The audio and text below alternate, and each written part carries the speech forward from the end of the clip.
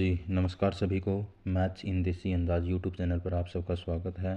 हम state level TGT level 2 mathematics के paper का सॉल्यूशन कर रहे हैं और आज हमारा दूसरा दिन है।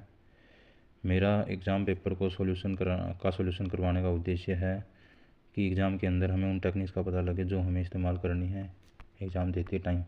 तो बिना वक्त गवाए हम चलते हैं अगले क्वेश्चन पर।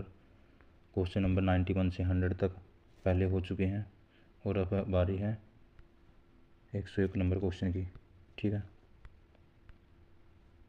101 नंबर क्वेश्चन क्या है?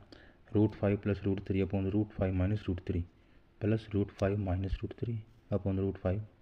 अगर इसको हम ए बी की फॉर्म में लें, यानी ऊपर ए प्लस बी है, नीचे ए माइनस बी है, आगे ए माइनस बी है, नीचे ए प्लस बी है। ठीक है, अगर इनका एलसीएम लेंगे नीचे बनेगा ए माइनस बी ए प्लस बी, सॉरी ए माइनस बी ए प्लस बी, नीचे बनेगा ए माइनस बी ए प्लस बी।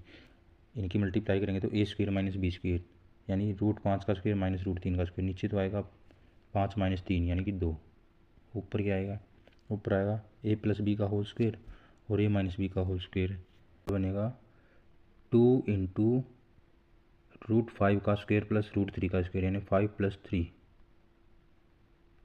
यानी 8 बन जाएगा। तो 2 से 2 जाएगा यानी 5 + 3 यानी 8। Option number 2 is the right answer. अब चलते हैं नेक्स्ट क्वेश्चन पे। नेक्स्ट क्वेश्चन क्या है? एक शंकु की त्रिज्या और तिर्यक ऊंचाई दे रखा है, इनका अनुपात दे रखा है 4:7 का।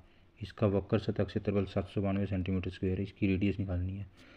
रेडियस जो कि 4 का मल्टीपल ही होगी, क्यों? क्योंकि अनुपात दे रखा है 4:7 और जो एरिया आया हुआ है वो भी कंप्लीट एक नंबर है 792। ठीक है, इसका मतलब कहीं ना कहीं फैक्टर तो हुए नहीं होंगे 4 के, तो 4 का मल्टीपल ही आएगा। 4 का मल्टीपल एक ऑप्शन है, इस हिसाब से 12 सेंटीमीटर आएगा। ये टेक्निक हमें एग्ज़ाम के अंदर लगानी है।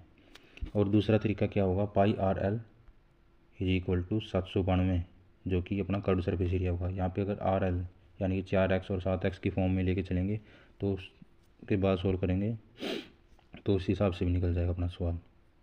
ठीक है, नेक्स्ट क्वेश्चन पे चलते हैं। √3 क्या है? √3 हम सबको पता है एक परिमेय संख्या है, अपरिमेय संख्या है। √3 एक अपरिमेय संख्या, ऑप्शन 3। अब क्वेश्चन नंबर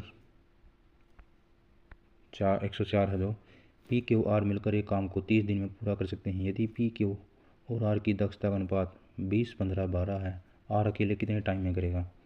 तीनों मिलकर 30 दिन में कर सकते हैं। ठीक है, और तीनों की दक्षता क्या होगी? एफिशिएंसी, यानी कि एक दिन में उनके द्वारा किया गया काम का अनुपात हमें दे रखा है। ठीक है, यानी अगर कुल दक्षता देखी जाए तीनों की मिला के क्या होगी? कुल दक्षता होगी 20, 15, 12 का जोड़, यानी कि 47, यानी 47 कुल दक्षता है। 47, हाँ, और जिसमें 30 दिन में 47, यानी कुल काम अगर निकालें तो 30 × 47 का आगे जाएगा 30 × 47 कुल काम हो गया। अब ये R यानी R को 12 की एफिशिएंसी से 30, 6 दूनी 12, और ये हो गया 47 × 5/2 सब में है। ठीक है, तो 47 × 5 अगर हमें निकालना है, 45 × 15 225 और 2 × 5 10 यानी 235 यदि राइट आंसर। ठीक है, चलते हैं नेक्स्ट क्वेश्चन पे। नेक्स्ट क्वेश्चन है, अगर A4 है B6 है तो ये हमें निकालना है। ठीक है, आगे A/4 है तो 4/4 कट जाएगा, A का मान 4 है ना, तो बाहर तो कुछ नहीं बचेगा। अब अंदर की बारी आती है, अंदर देखते हैं क्या बचेगा। 4 × B का स्क्वायर यानी 36, 6 का स्क्वायर 36 यानी 4 × 36 माइनस में 16 ये बनेगा। ठीक है, अब क्या करेंगे? 36 चौका 144 होता है, 144 माइनस में 16 का अंडर रूट, जो कि बनेगा 128। 128 रूट कंप्लीट स्क्वायर होता है, नहीं कंप्लीट स्क्वायर ना हो ऐसा एक ही ऑप्शन दे रखा है, यानी 8√2। चलते हैं क्वेश्चन नंबर 106 पे। एक ठोस बेलन का वॉल्यूम 448 पाई सेंटीमीटर क्यूब और हाइट दे रखी है। इसका पार्श्व पृष्ठीय क्षेत्रफल हमें निकालना है। ठीक है, पार्श्व पृष्ठीय क्षेत्रफल के लिए हमें क्या चाहिएगा? 2πRh। ठीक है, h हमें दे रखा है, यानी r अगर निकल जाए, r कैसे निकाल सकते हैं? आयतन से। πr² h हमें 448 दे रखा है। ठीक है, पाई है साथ में। इस पाई से तो ये पाई कैंसिल, r² h अपना 7 है ठीक है, तो इसको साइड ले जाएंगे 448/7। आर की वैल्यू क्या आएगी, आर की वैल्यू आई 7 पे जाएगा, 7×6 = 42 और 4×4 = 28 यानी 64। आर स्क्वायर की वैल्यू आई, आर की वैल्यू क्या आई 8 आई। हमें क्या निकालना, पार्श्व पृष्ठीय क्षेत्रफल यानी 2πr/h। ठीक है, यानी 2 × 22/7 गुणा में आर जो कि 8 होगा गुणा में एच जो कि 7 होगा, 7 से 7 जाएगा। अब देखो सबके यूनिट डिजिट अलग अलग है, यहाँ से चेक करेंगे 8 दूनी 16, 6 यूनिट डिजिट, 6 दूनी 12, 2 यूनिट डिजिट, यानी ये यूनिट डिजिट क्या आएगा 2। एक ही ऑप्शन में यूनिट डिजिट 2 आ रहा है, तो ये इसका राइट आंसर होगा ऑप्शन नंबर 4। चलते हैं नेक्स्ट क्वेश्चन पे। नेक्स्ट क्वेश्चन है 1 से 50 तक की लगातार सम संख्याएँ, लगातार सम संख्याएँ नहीं है, 1 से 50 तक की लगातार संख्याओं का योगफल। तो लगातार नंबर्स का जो जोड़ होता है वो क्या होता है n × n+1/2, यानी कि ये क्या होगा 50 × में n+1 51/2। ठीक है, 2 पे 25 यूनिट डिजिट 5 आएगा। अब 25 की 51 से मल्टीप्लाई निकाल लेंगे तो 25 × 25 और 55 125 और 2 127 यानी 1275। ऑप्शन नंबर बी इसका राइट आंसर होगा। चलते हैं नेक्स्ट क्वेश्चन पे। एक दुकानदार एक प्रोडक्ट पर 3750 अंकित करता है। ठीक है, यानी मार्क प्राइस हो गया 3750, 20 की छूट दी, 20 की छूट देकर बेच दी 20% की। ठीक है, और फिर 250 रुपये का लाभ कमाता है। तो मार्क प्राइस और लागत यानी कि सीपी, एमपी और सीपी के बीच क्या डिफरेंस होगा ये हमें पता लगाना है। ठीक है, 3750 का 20% निकाल देंगे तो वो क्या होगा अपना, यानी 3750 का 80% होगा, वो क्या होगा अपना 80% का मतलब 4/5, वो अपना होगा सेलिंग प्राइस।